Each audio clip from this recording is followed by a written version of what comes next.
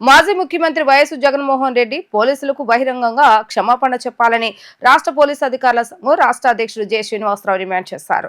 మాజీ ముఖ్యమంత్రి వైఎస్ జగన్మోహన్ రెడ్డి నిన్న అనంతపురం జిల్లా రామగిరి మండలం పాపిరెడ్డిపల్లి గ్రామంలో పోలీసులను ఉద్దేశించి బట్టలు ఊడదీసి నిలబెడతానని మాట్లాడిన మాటలను పోలీసు అధికారుల సంఘం పక్షాన తీవ్రంగా ఖండిస్తున్నామని అన్నారు. రాష్ట్ర పోలీసుల మనోభావాలు ఆత్మస్థైర్యం దెబ్బతినే విధంగా బెదిరింపు వ్యాఖ్యలు చేశారని అన్నారు.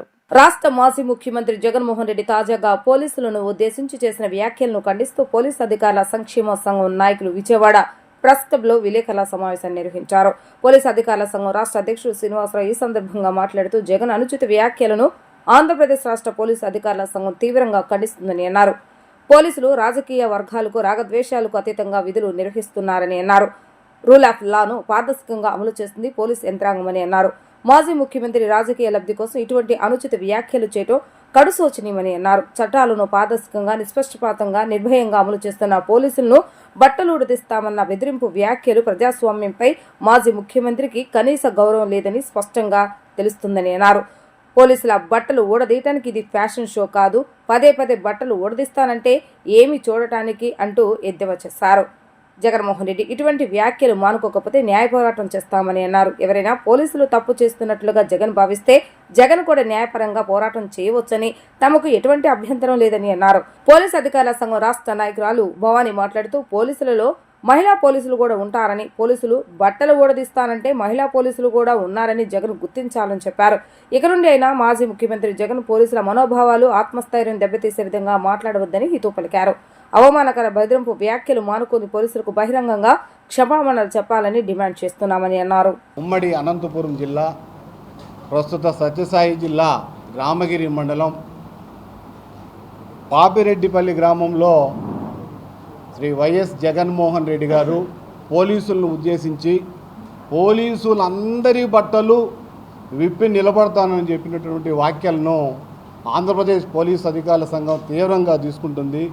ఈ వ్యాఖ్యలను తీవ్రంగా ఖండిస్తూ ఉన్నాం. ఇటువంటి వ్యాఖ్యలు ఒక మాజీ ముఖ్యమంత్రిగా ఉన్న మీరే ఇలా మాట్లాడితే ఈ సభ్య సమాజం ఏమనుకుంటుందో ఓసారి మీరు ఆలోచించాల్సిన చెప్పి ఈ సందర్భంగా విజ్ఞప్తి చేస్తూ ఉన్నాం. అలాగే పోలీసులు ఎప్పుడు కూడా రాగద్వేషాలకి అతీతంగా మేము పనిచేస్తూ ఉన్నాం. పనిచేస్తున్న మాపై ఈ విధంగా మాట్లాడటం సరికాదని గతంలో కూడా చెప్పాం, ఇప్పుడు కూడా మరొకసారి విజ్ఞప్తి చేస్తూ ఉన్నాం. ఎంత దారుణంగా మాట్లాడుతున్నారో ఒకసారి మీరు మననం చేసుకోండి.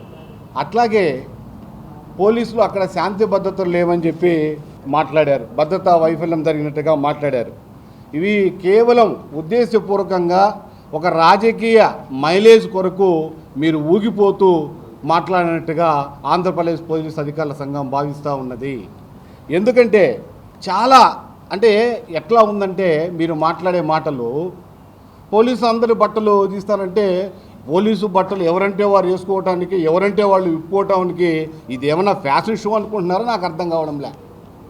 ఇదేమైనా ఫ్యాషన్ షోనా ఎవరైనా బట్టలు ఇప్పదీసి చూసేసుకుని వెళ్ళిపోవటానికి? పోలీసులు అంటే ఒక రాజ్యాంగ పరంగా ప్రజా భద్రతకి, ప్రజారక్షణకి సంబంధించినటువంటి ఒక ఉక్కు కవచం ఇది పోలీసు యూనిఫామ్ అంటే. దీన్ని అందరూ కూడా గౌరవించాల్సిందే. ఎందుకంటే రాజ్యాంగాన్ని గౌరవించాలంటే పోలీసు వ్యవస్థ కూడా గౌరవించాల్సిందే. అటువంటి పోలీసు వ్యవస్థని మీరే మాజీ ముఖ్యమంత్రిగా మీరే శాంతి భద్రతలకు విఘాతం కలిగించే విధంగా మాట్లాడితే ఇక శాంతి భద్రతలు ఎక్కడుంటాయి?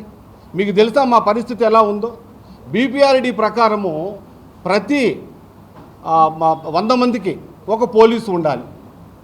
ఇప్పుడు ఇంకొంచెం పెరిగింది, 150 మందికి ఒక పోలీసు ఉండాలని అనుకున్నా కూడా ఈ రోజుల్లో 1200 నుంచి 1300 మందికి ఒక పోలీసు ఈరోజు అతన్ని విధి నిర్వహణ చేస్తూ ఉన్నాడు.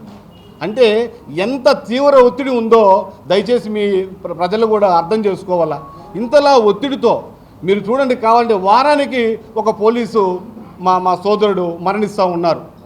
హార్ట్ అటాక్, ఈ మధ్య అన్నీ హార్ట్ అటాక్లే, యాక్సిడెంటల్ హార్ట్ అటాక్లు, తీవ్ర పని ఒత్తిడి. ఏం చేస్తారు చనిపోక? ఇలాంటి వ్యవస్థలో మేము పనిచేస్తూ ఇంత తీవ్ర ఒత్తిడితో పనిచేస్తున్న మమ్మల్ని ఈ విధంగా శాంతి విఘాతాలు కలిగిస్తే మరి ఇంక సమాజం మీకు ఏం చెప్తున్నారు? చండాలంగా అనకూడదు కానీ పోలీసు బట్టలు ఊడదీయాలంటే ఏం చూడాలని? ఎంత దారుణమైన మాటలండి ఈ పదాలు. ఎట్లా నిజంగా చాలా బాధాకరం. మేము గతంలో కూడా రిక్వెస్ట్ చేస్తున్నాం, ఈ సందర్భంగా తిరిగిస్తున్నాం. ఇమ్మీడియట్గా వైఎస్ జగన్మోహన్ రెడ్డి గారు మీ వ్యాఖ్యల్ని, మీరు ఏదైతే నిన్న దినం వ్యాఖ్యలు పోలీసు వృద్ధులు చేశారో ఇమ్మీడియట్గా ఆ వ్యాఖ్యలన్నిటి కూడా వెనక్కి తీసుకొని బహిరంగ క్షమాపణ చెప్పాలని ఈ సందర్భంగా డిమాండ్ చేస్తూ ఉన్నాం.